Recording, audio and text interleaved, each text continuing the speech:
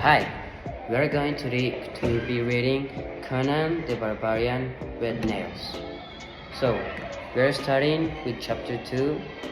If you want to go to the bathroom, that's okay. I'll wait here for you. No?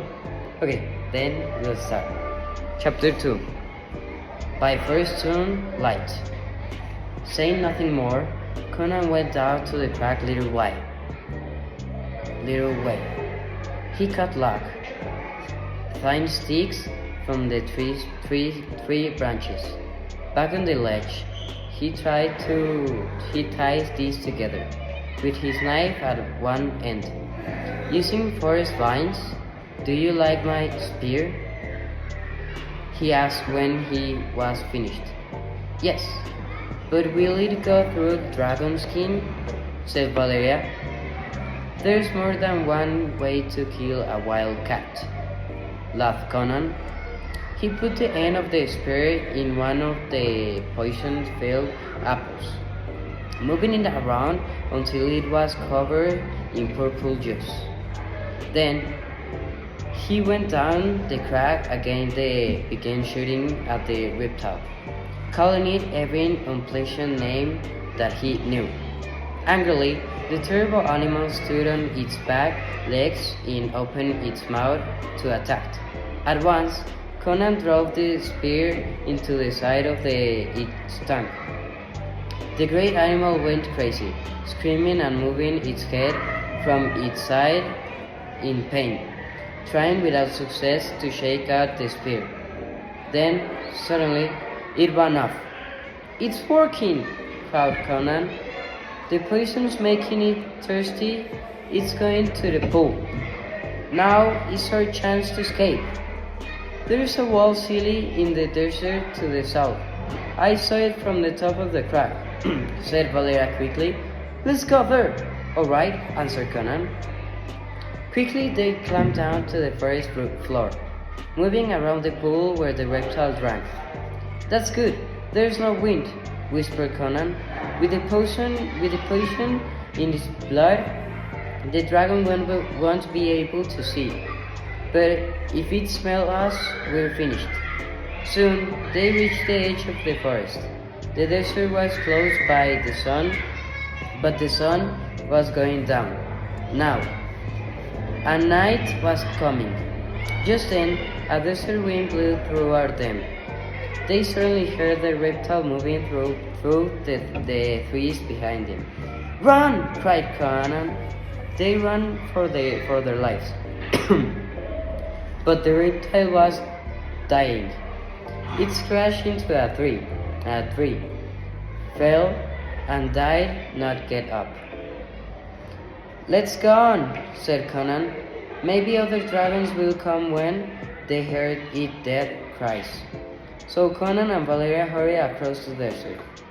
The great city, black in the silvery light of the moon, seemed very far. After they had walked for hours, they were only half the way there. So they decided to spend the night safe inside a circle desert cactuses. While one of them slept, the other watched. Early next morning, they had tasted breakfast sweety juicy cactuses, leaves from which they had cut the thick, hard skin. After that, they walked on toward city entrance. "Strange," said Conan on the way. "There are no cows or fields. How do these city people live?"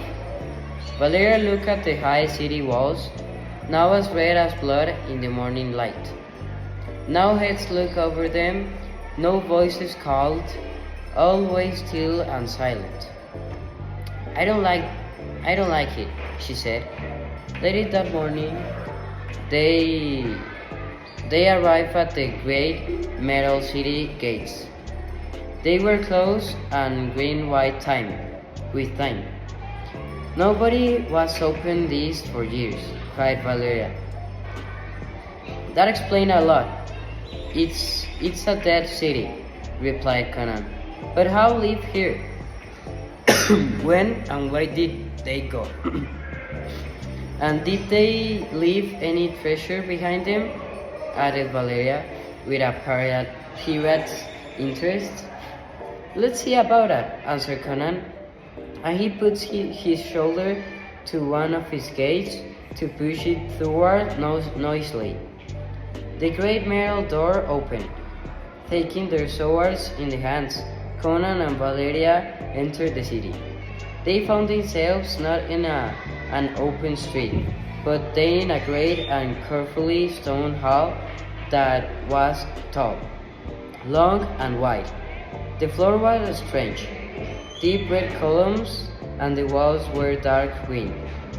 The ceiling was minted blue, and groups of bright green stones in it showed down patiently. Those are bright stones, explained Conan. They shine in the dark like cat's eyes. Let's look around. I think you are right. There's probably treasure here.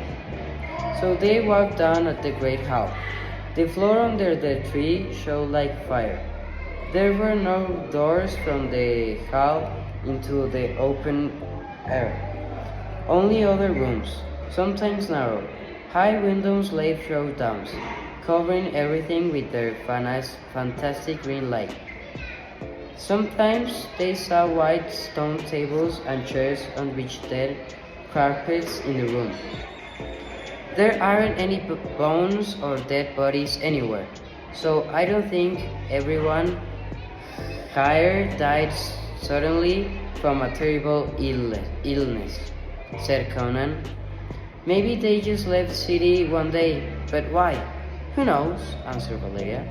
Just then, they saw a mosaic by some stone stairs. Each showed tall people with beautiful frogs dressed in fine clothes, eating, drinking, and laughed together. They clearly weren't fighters. Laughed. Conan, come on, let's look upstairs. The stairs went up 3 floors and ended a large wide room on the 4th. The highest floor in the building, one of the side, there was a door, a long gallery with a narrow hall below it. One of the other side were more rooms. Valeria sat down on a green stone seat.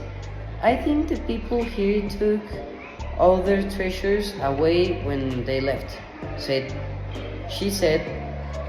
There's nothing that's worth stealing. I'm tired, and we're lost. Maybe there's a window looking out over the city in that room. There, said Conan. That will help us find our way. You go and look, said Valeria. I'll rest here. Conan was gone for only a few minutes when Valeria heard something moving below the floor to the gallery.